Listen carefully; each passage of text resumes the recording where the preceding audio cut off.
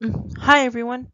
So in this presentation, I will be talking about the temperature and precipitation in our current area, Alaska or Fairbanks, and the surrounding areas such as Fort Wainwright, Fox, and other places. But I will be discussing Fort Wainwright's temperatures and precipitation. So what is demonstrated in this slide is the current temperatures of our year of January 1st, 2022 to April 1st of 2022. And you can see that it was in the low temperatures mostly than in the warm temperatures. I would probably say you would know that we were still into winter season of this year up until mid-April. That's when our snow started melting. And in March, it was kind of getting up in the higher temperatures than it was in the lows. But it seems that during most of November to December and January was when it got really cold and got down below the negative tens.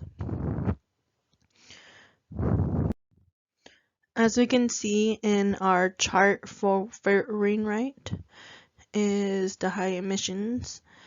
So in the gray graph is the historical, the yellow is 2030 to 2039, and the orange is 2060 to 2069, and the maroon is 2090 to 2099.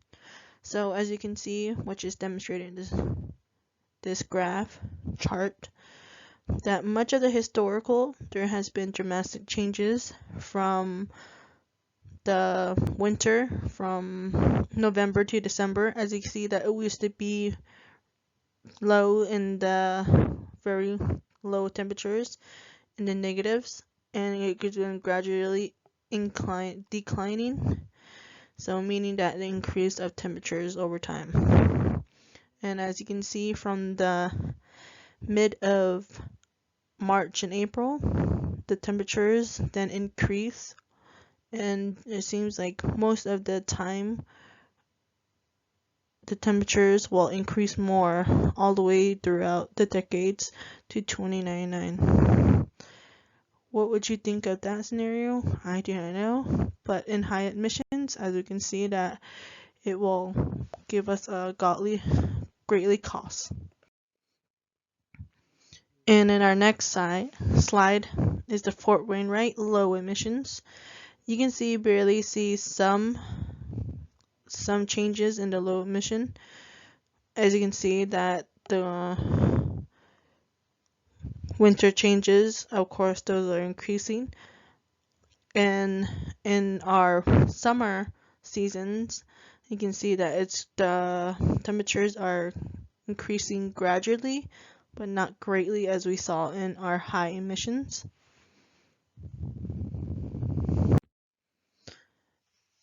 And in our next slide, we will be going on the precipitation of Fort Wainwright in high emissions. So in the high emissions, as you can see from June and July, they will gradually increase from 2060 to 2099, and it seems like most of it will be at a similar level between January to May, but during the summer seasons, you can see that it will gradually increase more and then slowly go down in December. But you can see that through the decades, the precipitation will greatly increase instead of decline. In our Fort Wainwright, Alaska low emissions, we can see that not much jump is as it was in the last high emissions chart. You can see that June and August barely have an increase, as in August has the same increase for 2060 to 2099, and much of that is much decline or will be in the same throughout the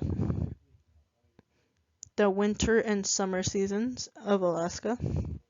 So in the low emissions, it seems that many of the precipitation will either be the same or gradually increase just a little as it did in the high emissions. So as we can see, that was demonstrated in the past slides of how the temperature and precipitation will increase in low emissions and high emissions. And I agree that for our climate solution, we would work towards renewables. So renewables are the cheapest way to go towards, because cheapest sources of electricity is things like wind power solars, and solar panels are another cheap way for our climate and our society to afford, because electrifying our cars and electricity will greatly help our climate instead of helping it increase the temperature and precipitation in our areas and around the globe. And I thank you all for listening to my presentation, and I'll see you next time.